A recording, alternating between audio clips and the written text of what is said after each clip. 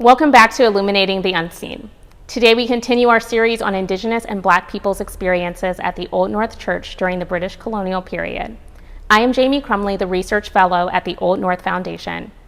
Before we discuss today's primary sources, I want to provide some historical context about the church's history from 1723 to 1778. As you might remember from our video on Timothy Cutler's Society for the Propagation of the Gospel Sermon, Old North was a Church of England congregation. The Church of England is England's established church, and the monarch is its head. After Old North Church's first rector, Timothy Cutler, died in Boston in 1765, the church called Mather Byles as their second rector. Byles was a loyalist. With tensions with Great Britain rising, the church's status in the colonies was in flux. In April of 1775, the Old North Vestry released Byles from his service to the church. He told them that he would leave to serve as the rector at a church in Portsmouth, New Hampshire. Byles never reached Portsmouth to begin his appointment. On April 11, 1775, the Old North Church and many other Church of England congregations closed to the public until August of 1778. As the war between Great Britain and the American colonies commenced, many wealthy loyalists, including Byles, fled for Nova Scotia. I share this historical context to explain that the Indigenous and Black people who were part of this Church of England congregation in the British colonial period occupied a uniquely complex social and political status. Unlike their Indigenous and Black counterparts who attended congregational churches led by ministers who were openly opposed to British authority, Indigenous and Black Old Northers participated in a church that remained loyal to the British Crown. As the war began, Indigenous and Black Old Northers likely responded in many ways. Some of them probably fought to maintain British authority in the colonies. Others likely reveled in the possibility of becoming free in the new United States. The freedom petitions that emerged after the Revolution indicate that Black people in New England were hungry for freedom.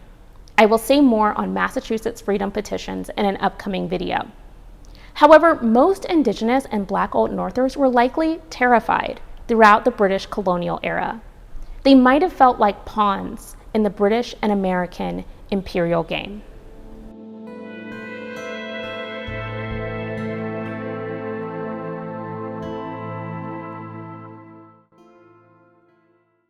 Today, our primary sources are documents that reveal the relationship that one adolescent Indigenous woman had with this church during the complicated days of the British colonial era. You will see images of the sources on your screen. The images will also be available for you to view on our website. During my first week as Old North Research Fellow, I read the list of baptisms that were performed at the church from 1723 until April 11, 1775. I was excited to study this list because I assumed that I would learn the names of some of the church's earliest members and their families. With these names, I could piece together some of the stories of people who were part of Old North in its earliest days. The work was not quite as straightforward as I had hoped. I saw that among the baptized there were children whose names were not known to the congregation. For example, on this page, the baptized include a person labeled by the name female, who was also a member of the Calder family. On this page, there is also a person called Child, who was a member of the Carnes family. I wondered what their stories might be. I also wondered about the families that seemed to baptize many of their members at once. Look, for example, at the Gray family, who baptized people of many ages. However, even in that large family, a name remains unknown. One of the children's names is listed as female. Just before I reached the Gray family, there was another entry that gave me pause. Where I expected to see a family surname, I read an adolescent woman's name instead. The entry says Elizabeth, an Indian. My mind whizzed to try to make sense of this irregular entry.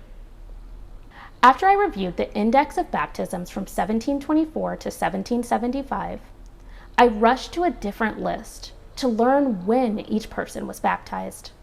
I wonder if people identified as male, female, or child might be called by name in these records. I also wondered whether Elizabeth's name might appear again, with more insight into who she was. As I worked through the records, Elizabeth's name reemerged. I learned that she was baptized on January 20th in 1733.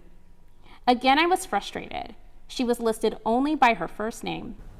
And for Elizabeth, the Indigenous 16-year-old in British Colonial, Massachusetts, the names of no family members appear. The record lists her as an adult, and when a person reached adulthood in this church, the name of their parents need not appear in the baptismal records. With this limited information, our task is to piece together Elizabeth's story. We cannot know what factors led her to be baptized at the Old North Church, but we can assume that she was a Massachusetts woman. Her ancestors called the land we call Boston Shawmut. She was born in about 1717 or 1718, about 88 years after British colonists began to settle in Charlestown and Boston. She had likely learned Massachusetts sacred traditions. We can only imagine how other Massachusetts people experienced Elizabeth's baptism at this church. The preservation of only her first name, age, and baptism date reveals nothing about her experiences before and after her baptism. Was she the servant of a member of the congregation? Was she a friend of some of the earliest Black attendees? Did she bring other Massachusetts people with her to the church, whose names are unknown to us because they were not baptized, married, or buried at the church? These are questions that we cannot definitively answer with the information we have.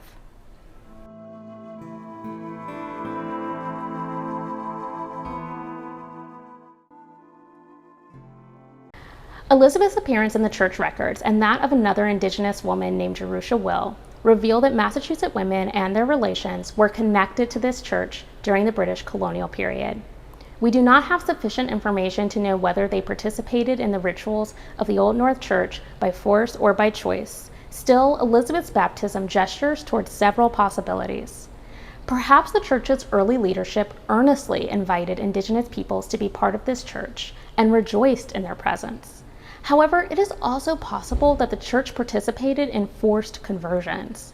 As human motivations are always multi-layered, the truth about the relationship between Massachusetts women like Elizabeth and the Old North Church likely lies somewhere between those two extremes. Seeing Elizabeth's name in the archival record excites me to learn more about the experiences of Indigenous people in Boston's North End after the American Revolution. I will keep you posted about what I find. As always, please share your thoughts on this subject. What do you glean from Elizabeth's brief appearance in the church records in the British colonial period? Please go to our website for a resource list that will get you started if you want to learn more about Indigenous history and culture in New England.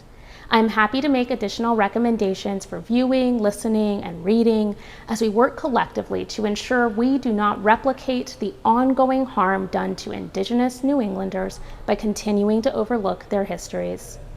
Please share your ideas about Indigenous women's history at Old North in a comment below this video or write to me directly.